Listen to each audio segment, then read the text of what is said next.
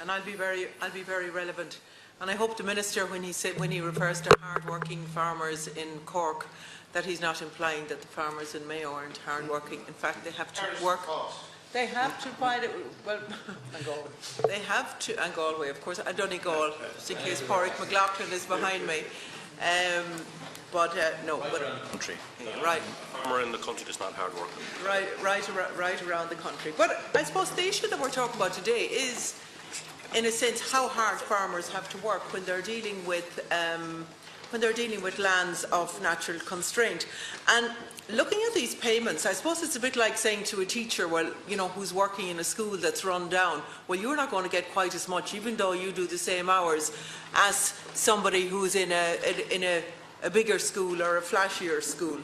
But I want to thank you, Minister, for coming to the House today on this really important issue. And you'll know, Minister, that Sinn Féin has had a motion on the Shannon Order paper for some time now. And that motion was very simple, and it was calling for the retention of mountain grazing as a separate category under the review of the Areas of Natural Constraint scheme. The payments going forward to properly reflect both the multiple biophysical and specific constraints experienced by farmers who farm mountain-type land, and for those payments to be at similar rates to the current offshore island rates.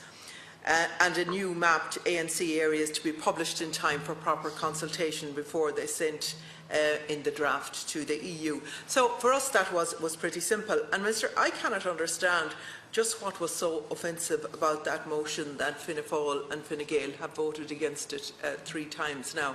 And in fact today they voted not to allow a motion after this debate on the very same motion. And you would have to ask, you know, where's the democracy in that? But I do welcome the opportunity here because it is a crucial issue to discuss. And I suppose even though it's been referred to by those on my left as shenanigans, I mean, it has brought us here to debate this issue, and I don't think it would have been debated otherwise. And I want to welcome the review of this scheme because you would know the ANC scheme provides for a payment to farmers with land that's constrained areas to compensate for all or part of the additional costs and the income foregone related purely to the constraints for agricultural production. The review provides an opportunity to address the inequality that exists in farm incomes, and that's the basic crux of the matter. But this can be done by front-loading the payments on the first 20 hectares to €250 and increasing the rate on the next 14 hectares to €170 per hectare, as well as allowing €70 for the remaining 6 hectares to a maximum of 40 hectares. The mountain type category must be designated as an upland specific category. Mountain grazing land must be recognised as a specific constraint first, before any biophysical constraint is added. Now, Minister, we don't think that there's any technical or legal reason why this cannot be done. So if there is a 10% of a specific constraint built into the review, then this must be on the mountain grazing category. Looking at the overall budget of the 195 million and the additional 25 million committed by government, which of course we in Sinn Féin welcome, but we believe that this can be increased to 300 million by using the underspend from the NRDP budget. Now, you might say, where is that going to come from? But we already have identified underspends, and we know that loss is going to be underspent by between 60 and 70 million.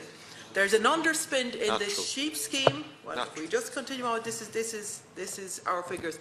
But you would have said as well, I suppose you're the same government that said there was, what was it, 700 farming jobs a week created in 2013, which fed into the 62,000 jobs that had been created in that year. So maybe you'll hear me out in terms of identifying the sources of income.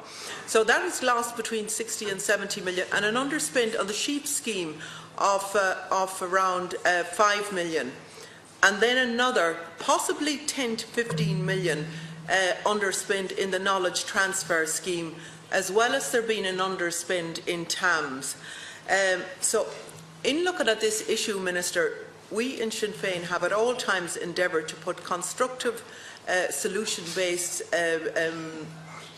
ideas forward to address the inequality in farm incomes. And we cannot allow the unfairness to continue. I'm asking you here today, Minister, that as an immediate measure, can the 25 million be allocated to farmers farming mountain grazing land? And if you could give us a commitment for that here today, it would give us some reassurance.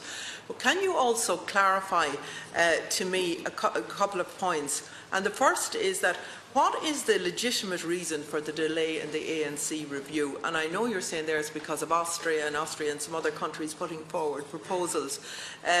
But we don't believe that there was necessary to have an extension on that time. And I suppose we're fearful that within that time there's kind of pushing the can down the road.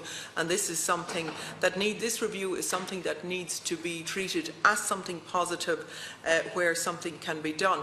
It really does concern me when Senator Mulhern refers to additional land being included, because I wouldn't see that as the case at all. In fact, I would see a restraining of the lands. I think it's 75% at the moment that come under this scheme. So for me, it would be lesser lands with higher payments weighted towards the hill farmers and towards those with more constraints. So maybe you just clarify that for us when the reference was made twice by your own senators in terms of additional land included.